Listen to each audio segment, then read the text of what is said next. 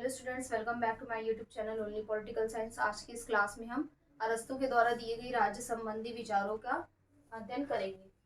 तो इसमें हम अरस्तू के राज्य संबंधी विचार पढ़ेंगे, यानी कि स्टेट से रिलेटेड उन्होंने कौन सी थ्योरी दी है, या राज्य जो अरस्तू के द्वारा जो राज्य की विशेषता बताई थी गई थी, या राज्य का जो स्वरूप था वो कैसा था, या राज्य की उत्पत्ति, ओरिजिन एंड डेवलपमेंट कैसे हुआ था। तो अरस्तू अपने गुरु प्लेटो की भांति उन्होंने प्लेटो की तरह ही उन्होंने इस बात का समर्थन किया कि राज्य क्या है, वो एक स्वाभाविक समुदाय है, एक राज्य का निर्माण हुआ है, राज्य स्वयं में साध्य है। उन्होंने सोफिस्टों की इस धारणा का खंडन किया कि राज्य क्या है, समझौते का परिणाम है, या फिर सोशल कॉन्ट्रैक्ट जो थ्योरी है, राज्य समझौते से बना है, वो उसके उन्होंने समर्थन नहीं किया। उन्होंने अपना अरस्तु ने जब अपने स्टेट को बताया कि वो उसकी उत्पत्ति उन्होंने बताई, कि उन्होंने कहा कि मनुष्य का जो स्वभाव है, मनुष्य एक सामाजिक प्राणी है, वो हमेशा से समाज में रहा है। तो उसका ही परिणाम था, और उसकी कुछ उसकी उसके अंदर विवेक था, उसकी बुद्धि थी, जिसका ही परिणाम राज्य था, स्टेट।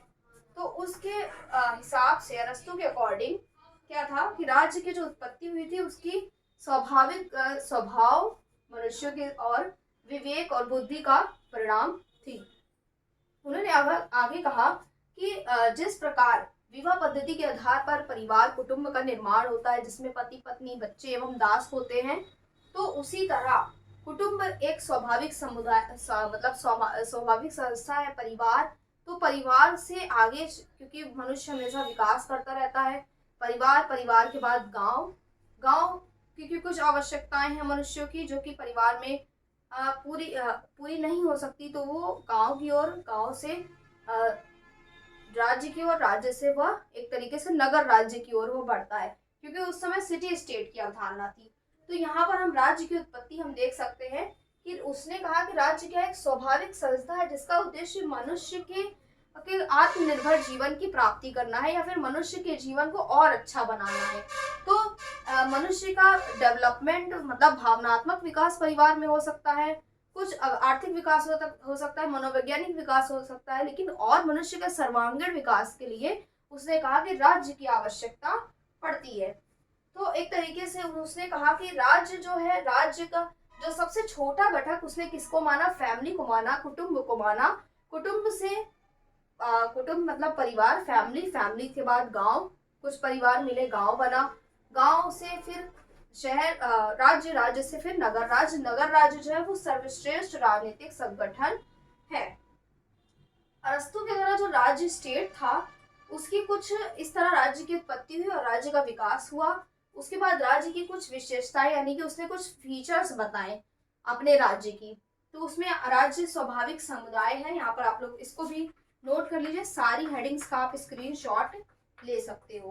क्वेश्चन आपका एग्जाम में आएगा कि अरस्तु के राज्य संबंधी विचारों को बताइए, describe the thoughts of state by Aristotle, यानी कि इसका अर्थ हुआ कि अरस्तु के जो राज्य संबंधी राज्य का स्वरूप बताइए, ओरिजिन बताइए। तो आप ऐसा हेडिंग्स लिखकर आप इसको एक्सप्लेन कर सकते हो, इसका स्क्रीनशॉट आप लोग ले सकते हो। राज्य सर्वप्रथम उसने कहा कि राज्य स्वाभाविक समुदाय है। अरस्तु के द्वारा ये बताया गया कि राज्य क्या है, राज्य एक स्वाभाविक समुदाय है। मनुष्य एक राजनीतिक प्राणी है और राज्य एक स्वाभाविक समुदाय है। मनुष्य का की जो परिवार, परिवार के बाद जैसा मैंने अभी कहा था आप लोगों को, तो वही चीज यहाँ पर फिर से रिपीट होती है कि मनुष्य के सर्वांगीण विकास के लिए राज्य की अत्यंत आवश्यकता होती है। राज्य व्यक्ति से पूर्व का संगठन है। अरस्तु ने ये कहा कि राज्य, यहाँ पर उसका मानना ये नहीं था कि राज्य का पहले विकास हो जाता है फिर व्यक्ति आते हैं तो राज्य को बनाते हैं, उसका ये मतलब नहीं था।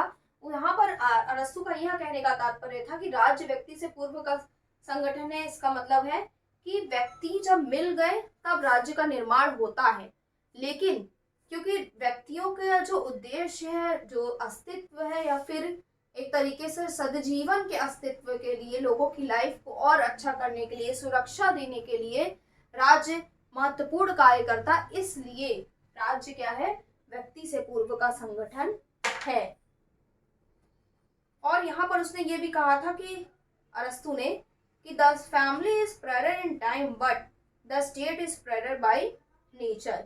समय की दृष्टि से परिवार पहले है, परंतु प्रकृति की दृष्टि से राज्य पहले होता है। तो उसने क्या कहा था, state is prior to individual. व्यक्ति से पहले क्या है, राज्य क्या है, संगठन है। पहले पहले कौन सा ऑर्गेनाइजेशन है, उसने स्टेट को साध्य कहा, यानी कि एंड क्या है, स्टेट है, और मीन्स क्या है, इंडिविजुअल्स, व्यक्ति, अन्य संस्था, व्यक्ति। राज्य सर्वोच्च समुदाय है। अरिस्टोटल का एक ये भी राज्य की विशेषता थी कि राज्य क्या है, राज्य एक सर्वोच्च समुदाय है। परिवार, ग्राम तथा राज्य ये सभी विभिन्न विभिन्न प्रकार के समुदाय हैं। प्रत्येक समुदाय की स्थापना किसी प्रकार की अच्छाई या श्रेष्ठता की प्राप्ति के लिए की जाती है, और उसी तरह राज्य भी सर्वोच्च समुदाय है जो कि नागरिकों की रक्षा, नागरिकों के जीवन को बनाने के लिए रहता है, निरंतर प्रयास करता रहता है।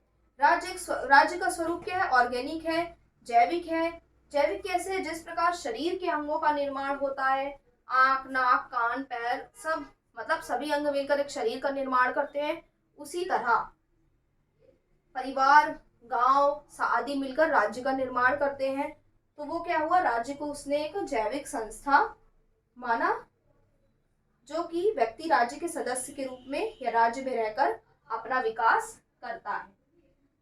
नगर राज्य क्या है, सर्वाधिक, यहाँ पर जैविक का मतलब आपने देखा, सर्वोच्च समुदाय है, सबसे बड़ा समुदाय है, कम्युनिटी है जिसमें सभी लोग क्या करते हैं, अपना विकास करते हैं। नगर राज्य सर्वाधिक श्रेष्ठ राजनीतिक संगठन है, क्योंकि यहाँ पे उसने अपने राज्य में लोगों को नागरिकता दी, और उन लोगों को नागरिकता दी जिनके पास, जिनकी रुचि है राजनीतिक, जो राजनीतिक कार्यों में भाग लेते हैं, या फिर जो राजनीतिक या शासन कार्यों में अपना योगदान देने वालों को उसने नागरिकता भी दी थी है।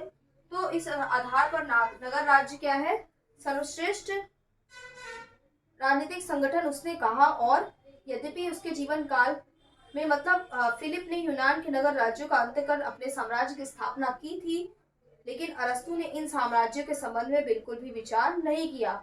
उनका कहना था कि नगर राज्य जो है वो सर्वाधिक क्या है, श्रेष्ठ संस्था है, जो कि आदर्श राज्य की तरह सभी व्यक्तियों की क्या करती है, रक्षा करती है। राज्य एक आत्मनिर्भर संगठन है। उसने ये भी कहा, अरिस्टोटल ने ये भी कहा कि राज्य क्या है, एक आत्मनिर्भर संगठन है जिसमें रहकर सभी व्यक्ति क्या करते हैं, अपनी आवश्यकताएं पूरी करते हैं, और व्यक्ति की प्रकृति की उच्चतम आवश्यकताएं, बौद्धिक तथा नैतिक आवश्यकताएं भी इसी में रहकर पूरी हो जाती हैं। तो इसलिए उसने राज्य को एक आत्मनिर्भर संगठन माना है। तो यहाँ पर ये कुछ हेडिंग्स है, राज्य की उत्पत्ति और उसका विकास। क्वेश्चन अगर आता है तो आप इसको भी लिखिए, इसका आंसर विशेषताएं में सारी हेडिंग्स भी उसको एक्सप्लेन कीजिए। ये थे अरस्तु के राज्य से संबंधित कुछ विशेषताएं। विशेषताओं के बाद एक क्वेश्चन ये भी आता है कि अरस्तु के राज्य का उद्देश्य क्या था। तो मैंने पहले भी कहा कि राज्य का उद्देश्य ये था कि राज्य व्यक्ति के जीवन की सुरक्षा करने के लिए, राज्य क्या है, व्यक्ति के जीवन की सुरक्षा करने के लिए अस्तित्व में आया है, और सद्जीवन को बनाने के लिए वह निरंतर प्रयास करता रहता है। अरस्तु के अनुसार राज्य क्या है, ये पॉजिटिव गुड है, यानी राज्य के द्वारा हमेशा क्या किया जाएगा, अच्छे कार्य किए जाएंगे जो कि नागरिकों के लिए होंगे, और उसी के द्वारा व्यक्ति अपने आत्मनिर्भर जीवन की प्राप्ति करता है, उसका सर्वांगीण यानी कि सभी प्रकार से शारीरिक, मानसिक और आर्थिक उसकी आवश्यकताएं, बहुत सी चीजें जो एक तरीके से संपूर्ण विकास उसका राज्य में ही संभव है। व्यक्तियों को ऐसे साधन और वातावरण राज्य प्रदान करता है जिसमें वो अपने नैतिक विकास भी कर सकता है। तो सर्वोच्च जो नैतिक मूल्य है वो भी उसे राज्य से ही सीखने को मिलते हैं, और इसके साथ साथ उसने श्रेष्ठ प्रवृत्तियों को भी उसने राज्य के द्वारा ही संभव माना है। तो जब आपका एग्जाम में जब क्वेश्चन आता है कि अरस्तु के राज्य संबंधी विचारों को बताइए, तो आप आंसर में ये लिखिए कि राज्य की विशेषताएं अरस्तु के द्वारा राज्य के स्वरूप में मनुष्य के स्वरूप से रिलेट करते हुए आप उसको बताइए कि मनुष्य का स्वभाव जिस तरह सामाजिक प्राणी है, स्वाभाविक संस्था राज्य में रहकर वो अपना विकास कर सकता है। तो कई चीजें आप अपने आंसर में लिख सकते हो। स्वरूप बताइए, विकास बताइए, राज्य की विशेषताओं का वर्णन कीजिए, सारी हेडिंग्स लिखिए कि ये कम्युनिटी है, सर्वोच्च सिटी स्टेट के बारे में लिखिए, सर्वोच्च समुदाय है, राज्य का स्वरूप ऑर्गेनिक है। तो आप जब इन सभी हेडिंग्स को लिखिए उसके बाद इसके महत्व को बताइए, और एरिस्टोटल के द्वारा राज्य का पर्पस क्या है, लोगों के सदजीवन को बनाना। तो आप इसको भी, जो स्टेटमेंट आते हैं बीच बीच में, उसको भी आप लोग लिख सकते हो आंसर में, आपका आंसर इससे अच्छा दिखेगा। और